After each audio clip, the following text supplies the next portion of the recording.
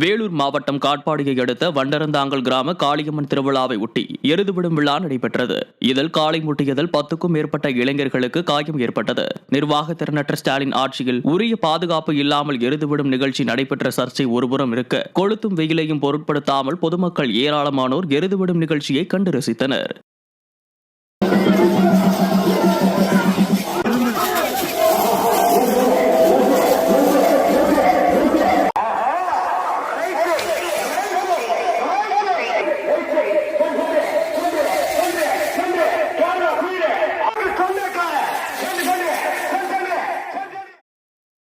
தருமபுரி மாவட்டம் நல்லம்பள்ளி அருகே விளையாட்டு மைதானத்தை ஆக்கிரமிப்பு செய்து இரும்பு வேலி அமைத்த அரசு பள்ளி ஆசிரியர் மீது நடவடிக்கை எடுக்க கோரி பொதுமக்கள் ஆர்ப்பாட்டத்தில் ஈடுபட்டனர். பூதனஹள்ளி கிராமத்தில் உள்ள விளையாட்டு மைதானத்தை அரசு பள்ளி மாணவ மாணவிகள் மற்றும் பொதுமக்கள் பயன்படுத்தி வந்தனர்.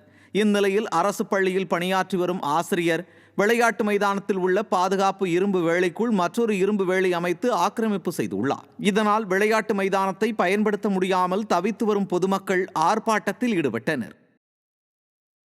மாதத்துக்கு முன்னாடி இங்கே பசங்க விளையாடிட்டு இருந்தாங்க. அந்த டைமில் இவர் நிலம் அளந்து இது பண்ணுறன்ற பேரில் விளையாட்டு மைதானத்தின் குறுக்க கம்பி வேலி போட்டிருக்காரு. இப்போ அந்த கம்பி வேலி போட்டதுக்கப்புறம் பசங்களால் உள்ளே விளையாட முடியல. அந்த கம்பி வேலி அகற்றி கொடுக்குமாறு கேட்டுக்கொள்கிறோம். செங்கல்பட்டு மாவட்டம் மாமண்டூர் அருகே ஓடும் அரசு பேருந்தில் இருந்து இறங்க முயன்ற பெண் பரிதாபமாக உயிரிழந்தார். செண்டிவாக்கம் பகுதியைச் சேர்ந்த சிவகாமி என்ற பெண் மாமண்டூர் பேருந்து நிலையத்தில் அரசு பேருந்து நிற்காமல் சென்றதால் பேருந்து ஓட்டுநரிடம் பேருந்தை நிறுத்த கூறிய பெண் திடீரென பேருந்தில் இருந்து கீழே இறங்கியுள்ளார். இதில் தடுமாறி கீழே விழுந்து படுகாயமடைந்த பெண் மருத்துவமனையில் சிகிச்சை பலனின்றி உயிரிழந்தார். திறனற்ற திமுக ஆட்சியில் அரசு பேருந்துகள் முறையாக பேருந்து நிறுத்தங்களில் நிற்பதில்லை என பொதுமக்கள் குற்றம் சாட்டியுள்ளனர். ஈரோடு மாவட்டம் ஆட்டையம்பாளையம் பகுதியில் உள்ள ஓடையில் ரசாயன கழிவுகள் கலந்துள்ளதால் பொதுமக்கள் விவசாயிகள் கடும் பாதிப்புக்குள்ளாகினர்.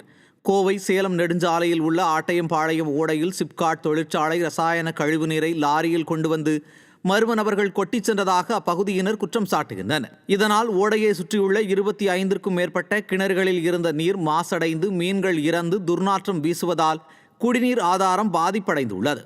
ஸ்டாலின் அரசு தொழிற்சாலைகளில் முறையாக ஆய்வு மேற்கொள்ளாததால் நீர் ஆதாரங்களில் கழிவுகள் கலப்பதாக பொதுமக்கள் குற்றம் சாட்டுகின்றனர்.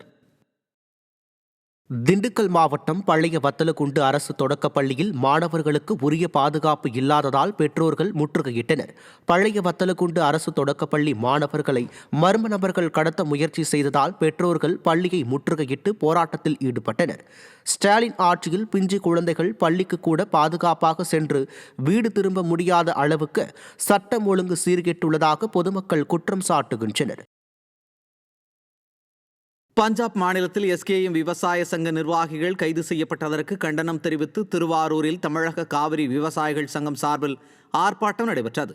குறைந்தபட்ச ஆதார விலை குறித்து 3ஆம் கட்ட பேச்சுவார்த்தை நடத்த எஸ்கேஎம் விவசாய சங்க நிர்வாகிகளை பஞ்சாப் அரசு அழைத்த நிலையில் அவர்கள் திடீரென கைது செய்யப்பட்டனர். இதற்கு கண்டனம் தெரிவித்து திருவாரூர் பழைய பேருந்து நிலையம் முன்பு தமிழக காவிரி விவசாயிகள் சங்கம் சார்பில் 50க்கும் மேற்பட்டோர் ஆர்ப்பாட்டத்தில் ஈடுபட்டனர்.